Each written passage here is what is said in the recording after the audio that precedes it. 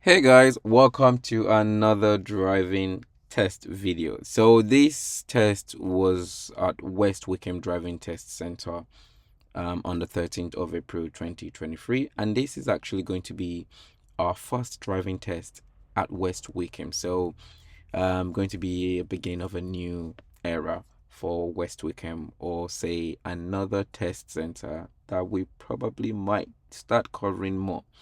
So yeah, the test was a pass and was just with three faults, but only two driving faults. So bear in mind, one of the faults was actually for the show me question, and then the other two faults were for positioning during during normal stop. So this would be during one of the pulling up on the left exercises. Now, if we consider that case, then this actually can be seen as just one driving fault, because those two faults were actually on the same scenario, so just pulling up on the left.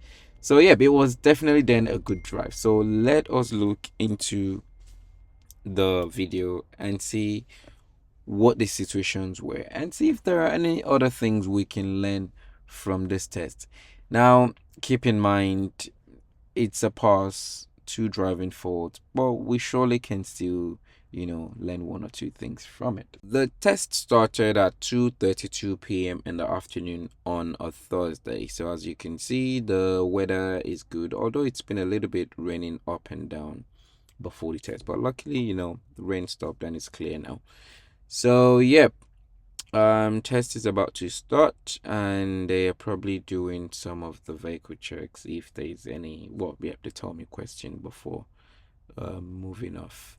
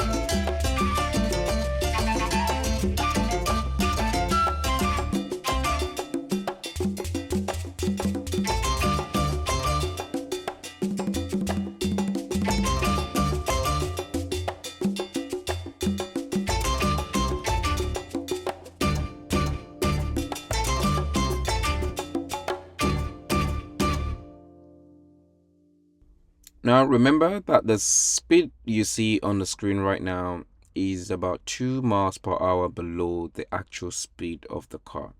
So keep that in mind. And currently you would see that the speed keeps dropping back and forth, which is good because then that means she's responding properly to the bends and twists you see on that road. So that is very good.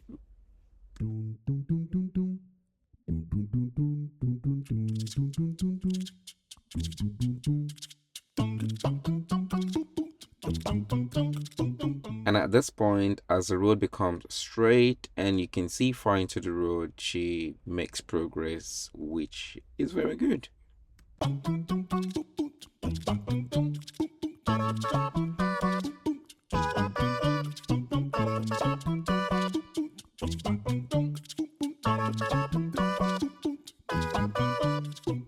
As she approached this roundabout, you notice that the other learner car in front was actually slightly into our lane, and she dealt with that properly by just waiting behind and not trying to squeeze in, allowing that car to move first. Now, I'm assuming that this learner probably would have failed for this situation here. I mean, I'm assuming. Imagine if they had both actually left the roundabout at the same time and we are obviously going straight in the left lane where you should actually be in. Now, that would have been a problem if they both arrived at that exit at the same time. Although there are no floor markings preventing you from going straight ahead from the right lane, but the only time I would advise you to use the right lane to go straight ahead in an unmarked roundabout where there's no floor markings there would be in situations where you've got big space in the roundabout and there are two lanes at the exit you're going to. Then it is easier and there are lanes for everyone both on the left and in the right lane, and then you can both just exit taking each respective lanes depending on which lane you were when you actually entered the roundabout. So this is the reason why I would probably assume that there would have been a serious fault there. But if there isn't, then might just be lucky. Now, in the real world, there are many examples where you can have two lanes in the middle of the roundabout, and both drivers or both lane can lead into the same exit with a single lane, whereby every driver just merges in turn. But then at least in that case, there are floor markings that helps you easily make those decisions. Or even in normal driving in your normal daily life, you would probably see people doing that. Remember that this is your test. You might just do that and fail your test. So keep this in mind that everything you see on the road on a daily basis doesn't mean you'd get away with doing those things on your test.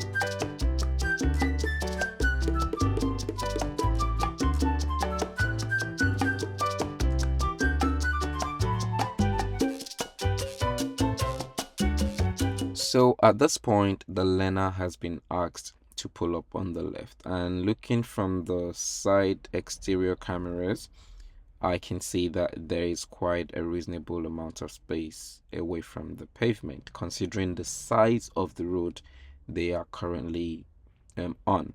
So I would understand why she would have been given a minor fault in this occasion. And keep in mind, if this road would have been wider than this, then you might have gotten away with that. So remember that the space you leave from the curb would always reference to the size of the road you're parked on. So in another road, somewhere in Bromley with wider residential roads, you might actually get away with this. But then in this case, where the road is narrow, you've got to keep that in mind and try and, keep as much as possible to your left.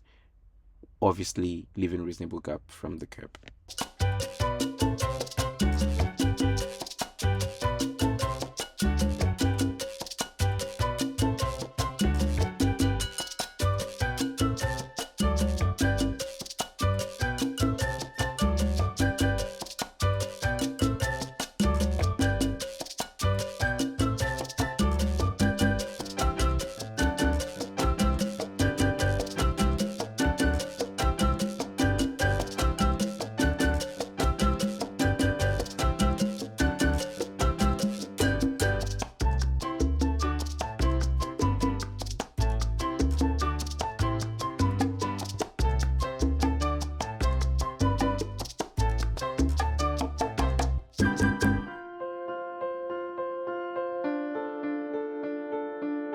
If you find yourself on this road, then ahead of us, the road becomes two lanes. Now, you should be following this black and white arrow here and keep to your right, not the left. So the main road is the lane on the right here. And as you can see, it comes back again to the left. So keep that in mind.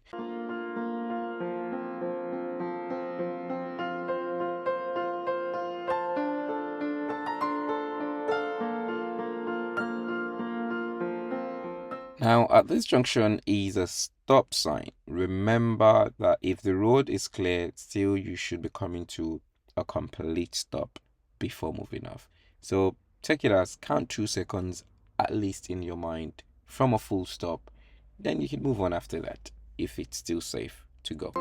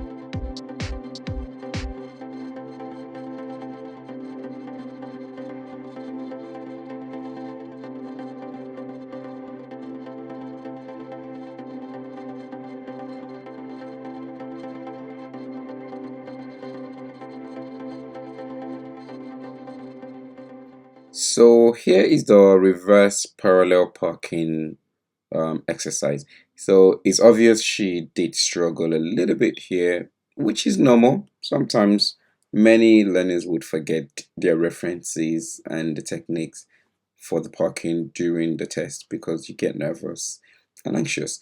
So, but eventually she managed to put it together and completed the maneuver safely. So there was no problem. So, and then the test continued.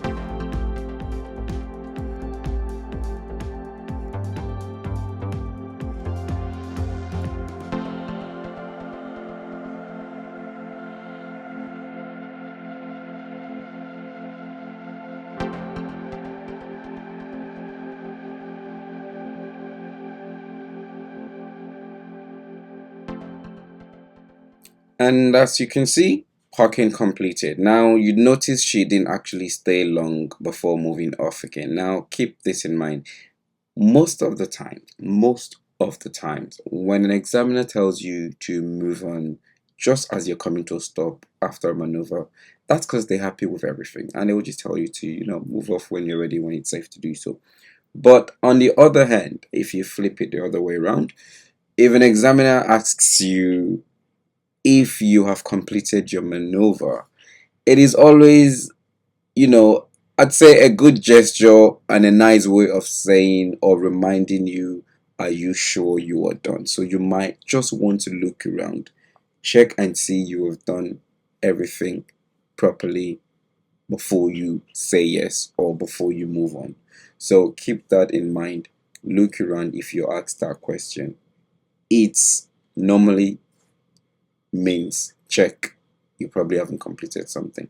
But in most cases, if everything was fine, they will just tell you, yep, when you're safe to go or when you're ready to go, please move on if it's safe, and and you just continue like that. And if this was to be your bay parking, then don't be, reluctant to say no, I haven't, and secure your car and step out of the car and check around. Look if you're properly in the bay. It's common with forward bay parking where your back is in, but then the front end of the car is not in the bay. And I've seen a couple of times where examiners actually come out of the car to look around. So you'd rather want to do that yourself first before an examiner does that, and then you're not in the bay. So keep this in mind when you're doing your bay parking. Step out, secure the car before you do that. So secure the car, get out of the car if you have to, and look around. But most of the time, you can just check your mirrors and see. Or if you're in doubt, then yeah, it's not a crime. Secure the car, come off the car, and check. And if it's not done well, then go back in and sort it out. So, on getting to the roundabout ahead, there was actually an opportunity as the learner reaches the roundabout, but she did not take it. But that's not the end of the world, it was just a couple of seconds delay. But then this white car on the right comes through. She's waiting, and the car's got the van on the right. And I'm so happy she's realized that that was a blocker situation and is giving her an opportunity, which she took it. So well done. I can understand why examiner will probably ignore that first one because it's just 1-2 seconds of it, and I wouldn't be quick to judge and give a learner a minor fault when it's not necessary, because you're going to expect that they would be a little bit reluctant to reacting and taking action than an experienced driver. And many examiners understand this. It is when you sit there for one opportunity, two opportunity, three opportunity, then yeah, it gets out of hand. So yep, that was a good one. It can be very tricky when you get to roundabouts and the car on your right is waiting for the car on their right, and everyone is stuck there looking at each other like a zombie, But she decided to be the big girl, so she went first.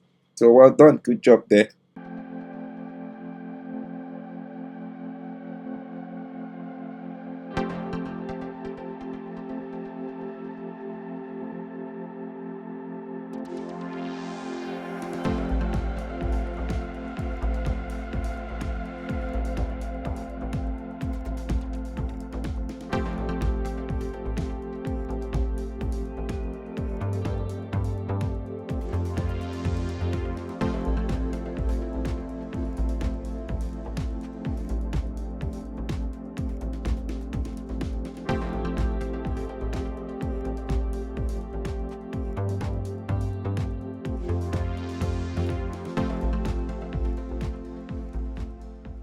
Beautiful when you get to the roundabout on your test and there's literally no one on the roundabout, isn't it?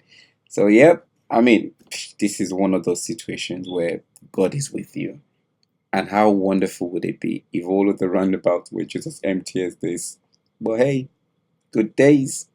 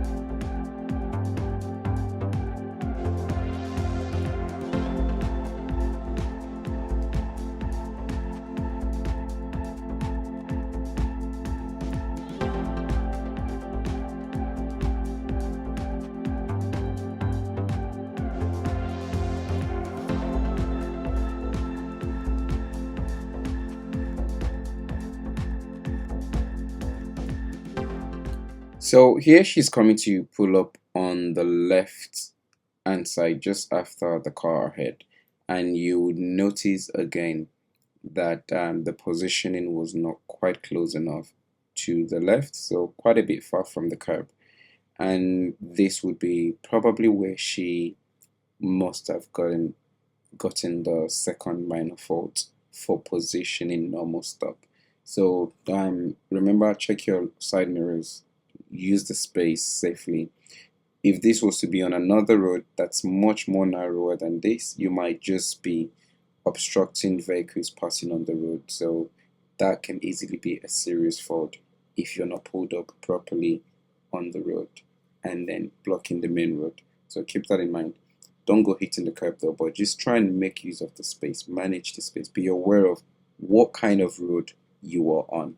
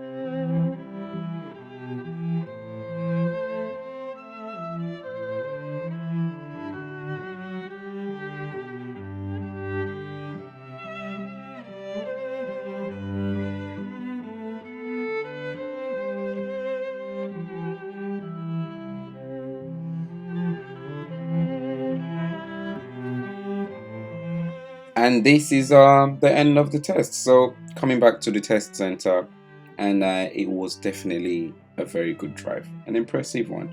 So this is it. That's our first take at West Wickham Driving Test Center, and you probably will be seeing more of this now because it's 10 minutes away from Bromley. And if you are considering Bromley but can't find a test date for Bromley, then you might want to consider West Wickham because it's very similar.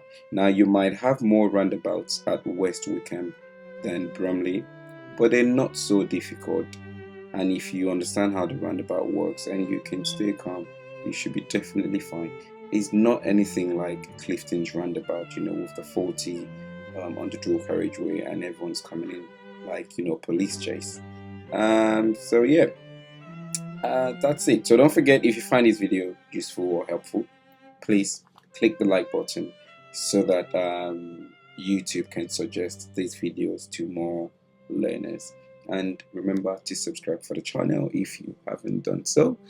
And don't also forget that if you want to ask anything, you got any questions whatsoever, leave a comment below in the box and I'll get back to you when I can. But I'll definitely make the effort to reply to it. And yeah, so that's it.